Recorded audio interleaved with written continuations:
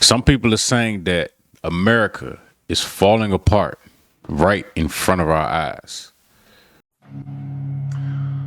The banking sector of the United States of America is about to collapse. There's no question in anybody's mind anymore that that is about to happen. Now, if you don't know that, it's not because it's not true. It's simply because nobody in the mainstream media is talking about it. All economists see it. Everybody in the banking system sees it. Everybody's scared shitless. They're just not talking about it. Here's what happened. Number one, a building in Midtown Manhattan that sold for $382 million in 2006 was just auctioned a few weeks ago for $8.2 million. You heard me correctly. $382 million, it was auctioned for $8.2 million. The reason for this is occupancy in major office buildings around the country has dropped tremendously. Everybody's working from home. It's more effective for companies, so why would they have commercial real estate they don't need? So they're not leasing these office buildings anymore. And these office buildings have literally, across the country, $20 trillion in debt. What happened was the cap rate on these buildings, when they were full, was about 4.5%, which is what you would expect. That's what you want as a landlord. It's perfect. Unfortunately, because of COVID, everybody went home. And then corporations realized, well, hell, just because I can't see them doesn't mean that they're not doing the same amount of work. Okay, great. Stay home. I'll just give you a tiny little raise so that you can buy some stuff at your house and do business from home. Perfect. Except that what they did by doing that was lower the cap rate with these huge occupancies to just barely above zero. Those office buildings are financed at the old rates of 2%, and they're not making any money. In some cases, they're losing just a tiny bit at 2%. When they have to refinance those loans, and there are $4 trillion of those insanely low interest rate loans coming due in the next 18 months, those loans will be defaulted upon, period. Those buildings will be empty. The banking system in the United States will start to collapse. So the question you have to ask yourself is, do I want my money in the banking system? Well, it's FDIC insured, right? Sure. The FDIC talked about in November of 2022, they talked about something that most people never heard about. I actually watched the video where the FDIC director said, look, we don't want to talk about bail-ins because it'll panic the public, it'll cause a run on institutions, but there will be bail-ins. That's what he said. A bail-in is simply the opposite of a bailout. Instead of your tax money going to prop up the banks like it did in 2008, because they swore that they'd never do that again, they came up with a different plan, bail-ins. And a bail-in means that you go to the bank and you say, I want my $250,000. And they say, no. You can't have it. That's it. It's a bail-in. Now, what people don't realize is that because of the legislation that was passed after 2008, the Dodd-Frank Act, you are no longer putting your money in their institution. According to that act, you now are making an unsecured loan to your financial institution. Unsecured, which means if they can't pay you back, they don't have to pay you back. In lieu of that, however, you can opt for stock in their insolvent bank. Now, I don't know if that excites you. I can't think of anything less exciting. I would rather stick a fork in my own eye than have my entire life savings disappear in lieu of stock in a worthless bank. Warren Buffett just sold $282 million worth of Bank America a couple days ago. What does he know that you don't? Start doing some homework, folks. And by the way, the reason I know all of this is because I'm in the silver business. I don't deal with bullshit paper that's written by... Now, one thing that I can most definitely agree with him on is what's happening with office buildings. So in my area, I live in like the Maryland, D.C. area.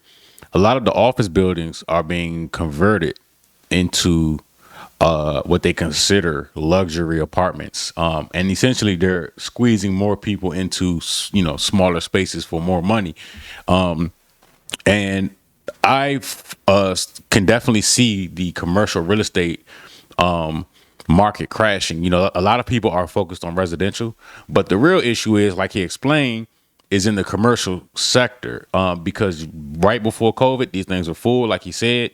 And after, they became empty. I had a penthouse next to an office building. It sat empty for years, and they, essentially tore it down. And then now they are building a new complex. They're turning it into a high rise apartment complex. So that's most definitely something that is really, really happening. Now, I'm not well versed on the bail ends thing, but again, with the U.S. government, you really never know. I would have to actually read more into Dodd-Frank and just to see if that's in fact true. But essentially, commercial real estate could have a really large effect on the economy because of the amount of money that it costs to purchase these buildings, how the fashion that they're financed, and having a lot of defaults on those things, right? Just like you said, it's sold for a lot less. Now, what happens to that money? Is it just written off? It's not just written off, right? So somebody's taking that loss somewhere. So when you have a lot of these larger banks, like your Bank of America, your Wells Fargo, that are financing these things, right? What happens?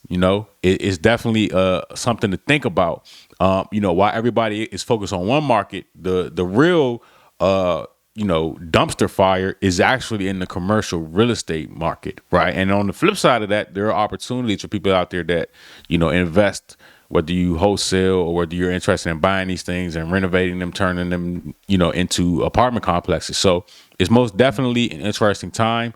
People will absolutely need to be able to rent space because of the how expensive homes currently are.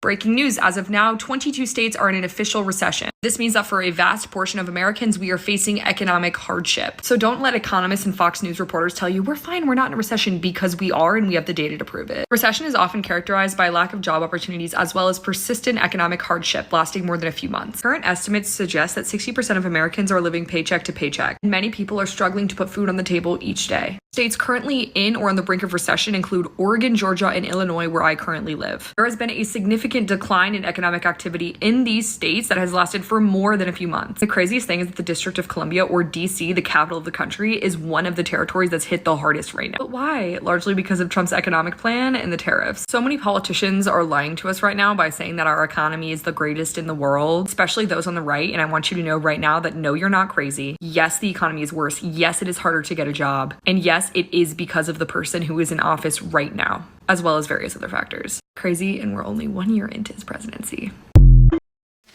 So, I'm in the DC area, and here's the thing, right? The DC area, and a lot of the counties around it, which are some of the richest counties in America because of the Pentagon, essentially.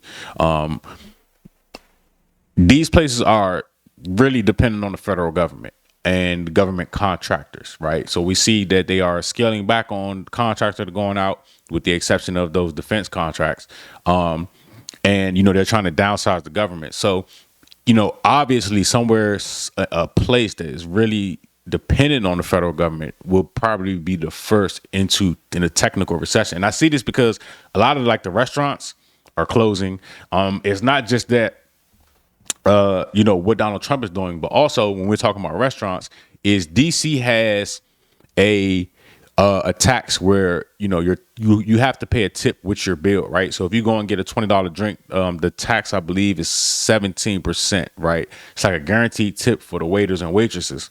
So that is causing a lot of restaurants to close because it's like, hey, why am I paying $30, $40, $50 for one drink when I can go a couple miles up the street, right across the bridge in the Maryland or Virginia, and a $20 drink is a $20 drink, right? And I can tip what I want to tip. So, you have that plus what's going on with the federal government kind of like falling back. And it's not just the alcohol, the bars and stuff like that, the restaurants, the small mom and pop, your Starbucks, things like that, all of that stuff, because people aren't at work or people are no longer working, well, guess what? When it comes lunchtime, all these federal government buildings, people aren't visiting any of these, even the hot dog stand. Like people aren't going there to get lunch like they used to. It used to be a line at the hot dog stand. Well, now it's like 5 or 6 people during lunchtime, right? So, there's definitely in an area like DC, you definitely see that. And I'm not well versed on Illinois and some of these other states that, I actually saw a chart of several, the chart that she mentioned with the 22 states. I saw that chart, and, it's unfortunate that, things are shifting. Things are shifting, right, to the Internet of Things, right? Artificial intelligence. A lot of this stuff is playing a role. These companies, the one thing they're going to do is focus on their bottom line. They're not going to really care about the people. It's never been like that for a company. It's about the bottom line. It's about keeping the shareholders happy. And third, the executives getting their bonuses. I learned that when I was working, that these executives are going to do what they got to do because they want to have summer in the Hamptons, right? They want to party in Turks and Caicos off season, right? And they are depending on those bonuses for that. That's something that I learned very on. And the company that I work for was fairly small. They did a lot of business, but they were fairly small. But when you see how these executives move, that's when I really started to learn, okay, I got 2 choices. Either I can get up out of here, save as much money as I can. I mean, I was fired, but save as much money as I can, or I need to flip on the other side and somehow become an executive of this company or another company, because a lot of those, depending on the value that you have to add to the company, their jobs are pretty much safe. Now, I did see a shuffle of executives, but I'm pretty sure, like, if you're an executive, you have experience, and you get some kind of way you get pushed out of the company, you can go and get a job somewhere else, because those executive roles are looked at as some of the most important positions in a lot of these companies, especially if you have that experience and that knowledge. Y'all, I'm parked in front of Dollar Tree because I'm about to go in there and get some essentials. But before that, I honestly just had like the only crash out because I had stopped to get gas, right? And I'm really in a place in my life where I'm really budgeting my finances because I just don't got it like that. I'm in a real crunch, survival, financial fucking rut. And I know it's not forever, but this is just the chapter I'm in. And as much as I try to be positive sometimes, like, it's really hard. It's really hard to be in a financial, like, survival mode when you don't know what your next move is. You don't know where your next resource is coming from, because it fucking makes you hypervigilant. And like, when you're hypervigilant, like, you can't relax, your brain can't shut off, and you can't stop worrying. And that shit just drains all your energy. Like, having to worry all the time drains your energy. And I understand that, like, people are like, oh, pray. And don't get me wrong, I pray. But when I'm about to take a shit and I don't know when the next fucking slice of paper toilet is coming from, like, that's real life 3D shit. You know what I'm saying? Like, and I feel like it's a really difficult place to be in. And so with that being said, I had $25 in like my Apple Cash card. And so I was like, all right, bet I'm gonna go to the gas station. I'm gonna get $15 of gas. And then the rest, like, I'm gonna take to get like a little bit of essentials at Dollar Tree. And when I asked him for 15 regular, he had put gas in my car and it charged my whole shit. And I just stood there because, like, I'm not trying to crash out in front of this man, but I'm like, fuck. Like, I literally don't have anything else. Like, my regular account is negative. Like, fuck. I have no toilet tissue. I have no, like, I need stuff for the house. Like, I don't have water. Like, I don't, oh my God. So he was like, oh, like, it charges you temporarily. Like, it's going to refund you. So I literally drove off and I parked on this random street and I just cried. Like, I just cried. Like, I let it all out. Like, I couldn't even, it wasn't even one of those like boohoo cries. It was just like one of those silent cries where like the tears just come down and you're just like overwhelmed. You just shut down. And within a couple of minutes, like, I got $11 back. Thank God. And so with that being said, I'm about to go into the Dollar Tree and I'm about to get, whatever essentials I can with that. But y'all, this is not okay. Like, this is not normal. And I share this not because I want to give a sob story, not because, I'm asking for help or anything like that. Because honestly, I'm a person that has a very hard time receiving help. And that's not even like my gist. It's just to shine a light for other people that are going through this shit, because I know that I'm not one of one. And it's not even like, oh, you can tell somebody like get a job. Most of the jobs right now, most of the jobs are not paying enough for you to cover rent, for you to cover bills, and for you to be able to live. You know what I'm saying? Like, it's insane. And I don't know where anybody else lives, but I live in New Jersey. It's super fucking expensive on like the Northeast. Like, it's the fact that other people live like this, because like I said, I know I'm not one of one. This shit is insane. And the fact that like it's only gonna get worse and this economy is only getting worse, like, I understand, like I said, this is just a chapter. Like, I'm in my last year of grad school, so I know I'm gonna have a career next year. But the fact that like not many people are in my position and probably, you know, like have kids, have way more responsibilities than I do, and they have to live like this, it's fucking horrible. And it's depressing. And I think a big issue with like mental health and depression in this country is probably because people can't take care of themselves, and people know that. It makes you feel like a second-class citizen. It makes you feel like shit. It makes you feel like a bad person, and it makes you feel like you're not enough, and that's a shitty feeling. And it just makes me sad. It makes me sad that as a country we advance as much as we have, but there's so many people that are like falling between the cracks, and I don't know if anything will ever be done about that, you know what I'm saying? But it's just, I had to share because this shit is hard, and if you're going through this, I'm really sorry, and honestly, I wouldn't wish this on nobody for Yeah, that's crazy. So right now, especially in America, you're either in one of two boats. You're either barely surviving or you're thriving. You're either broke or you're rich. It's one of the two. There really is no in between right now for the majority of people. And it's unfortunate, you know, in this economy, and I talked about this, I've been talking about this for years. You got to diversify. You know, you can't really put all your eggs in one basket. And, you know, even going to college doesn't guarantee you anything. Nothing. Like these companies no longer care about a college degree. You either have the skill set or you don't. And that's one thing that I learned, you know, and even the college you go to kind of matters too also. You know, when I first got my job, the last job that I had, it was like my biggest job ever, and it was the last one that I ever had. You know, I said, I came in there, said, hey, I went to college. What college did you go to? I said, I went to Bowie State. They was like, what's that? Like, and essentially it didn't count. Like, I didn't get paid more, none of that stuff. Like, that's when I figured it out. I was like, oh yeah, this doesn't matter. Like, if I would have came in here, Harvard, Yale, you know, something like that, then, you know, it would have been a high five, right? But unfortunately, you know, they just didn't care about that. I saw that then, and you know, and now it's even more apparent. It's even more apparent because it's all about the skills now, right? So I tell people all the time, artificial intelligence, blockchain technology, you know, there are emerging fields right now, and it really just depends on what field you're going into. And that's what matters most right now is the future, right? The things that we did in the past will just not cut it how it used to. So I've come to the conclusion that the 9-to-5 is going to be dead in probably the next 10 to 15 years.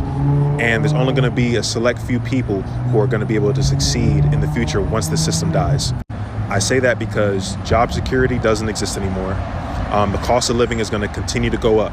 Every time you look at the news, every time you get an email, it's saying, we're raising the price of this. The vehicle registration is going up. Your Netflix subscription is going up. This is going up. That's going up. We're raising our prices. We're raising our prices. They go up and up and up. But guess what hasn't been raised? None of our wages have been raised, right? If you work in a sales job, you know that they continue to move the goalpost, right? If you work in a standard hourly job, you know that they make you do more and more and more work. They put more and more and more tasks on your table, right, without compensating you anymore. They may give you a 50-cent raise, if that. They may not give you a raise at all. Social Security. As a generation, we're not going to get any Social Security because all the boomers are using up all that Social Security, and there's not enough of us young people to feed back into the Social Security. So by the time we get to 60 and 70 years old, there's not going to be any retirement money left for us. This system that promised us stability, security, a well-off life, that's not going to exist. And the only way that we're going to be able to overcome this is you're going to have to learn how to utilize the internet to make your own money. A job is not going to provide you the stability and the security to support yourself in the future. You have to learn how to utilize the internet. Now, your entire business doesn't have to be on the internet, but you need to learn how to utilize the internet and have some kind of tangible skill to make money. Whether that's, you know how to do hair, you know how to do nails, you know how to fix cars, you know how to sell a product or service. You're going to have some kind of tangible skill, and you're going to have to learn how to utilize that skill on the internet. Or you're going to have to use the internet in some way to sell that particular skill. That way that you can make a decent amount of income to support yourself. Because like I said, the cost of everything is going to continue to go up. The goalpost is going to continue to be moved. And a lot of this stuff is kind of out of our control. We can't hope and pray that billionaires decide to have a heart and decide to pay us equally. And like, unfortunately, I feel like you have more control over yourself and what you can do than putting that faith into these millionaires and billionaires that truly don't give a fuck about us. So the difference between people who are going to succeed are going to be the people who utilize the internet, and the people who are going to fail are the people who are going to continue using this dying system and believing in it, and not learning how to change and adapt in a world that's constantly changing and constantly adapting. So he hit the nail right on the head. You know, I think what's going to happen is a universal basic income, especially since you have people like Elon Musk. He just got approved for that $1 trillion package. I mean, like, come on now. He's going to be up $1.5 trillion. He has like all the money in the world forever, right? And essentially people like him are saying, okay, you know, let's start implementing robotics, artificial intelligence. Like, you're going to have to pretty much become a one-person business, right? And I think what's going to happen is the average person is going to end up getting by with a universal basic income, and those that want to, go above and beyond that income are going to have to utilize the internet, because it's one of the only things that is somewhat free. Essentially, if you have a cell phone, you got the internet. If you go to Starbucks, you got the internet. You know, most people have internet at home. You're going to have to utilize that to really position yourself to take yourself to the next level, you know. And we don't even really know what universal basic income would even look like. Like, will that be taxed, right? Will that make things become more expensive? Because essentially, if everybody is getting a universal basic income, you're essentially printing money. That's what you're doing. You're printing money, right? And they're gonna have to cut something somewhere, or overprint money to give money to all Americans. They're not just going to give UBI just to a select group of people. They're most likely going to have to give it to everyone, right? But that's $1,000 a month, $2,000, $5,000, whatever that amount is going to cause things. It's going to cause inflation and make things more expensive. See, one of the biggest issues was what happened during COVID, right? I think that what they should have done, instead of all of that mass money printing, was just let everything just fall. Just let everything just hit the fan. And I think, by now we would have already been through it, right? But what they ended up doing was printing too much money. Too many people got too much money too fast. And a lot of people ended up in worse positions than they were before the money was printed. So, that kind of like spoiled a lot of people that never had that much money. Like, you had people that didn't have an income at all.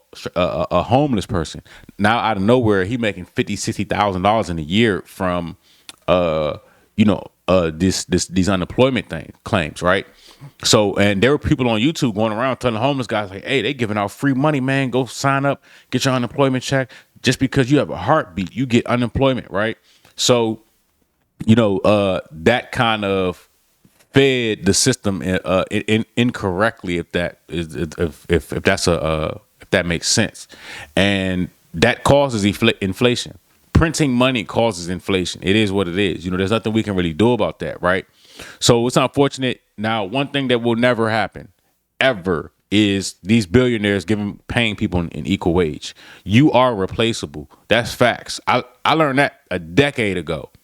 And told myself I will never put myself in that position ever, because they don't care. It's all about the money, right? Like, they don't know you. They don't have any loyalty to you. They don't know your kids. They don't know your family. They don't care. If they can replace you and save $30,000 or $50,000, whatever your salary is, they're going to do that. And then the other flip side of that is a lot of this stuff is happening because of, another piece to that puzzle is the immigration issue. Believe it or not, those people also fed the economy. They fed the mess out of the economy. That's why now it's like, all right, getting y'all out of here. And then on the other side of it, you have people that are in hiding that aren't working, right? They fed a lot of these economies. The gas station by my house, before Donald Trump got elected, that gas station was packed every morning. Like trucks, cars, lawn equipment, like that gas station was packed. Lately, it's been kind of light up there at 6, 7 in the morning. It's kind of light, so it's a domino effect, right? So that gas station, they've been shuffling employees, and I'm pretty sure they've been shuffling because they're looking to pay people that work in there less money, right? So it has a domino effect on everything. All of these pieces to this puzzle pretty much have this one big crash, and that's just real.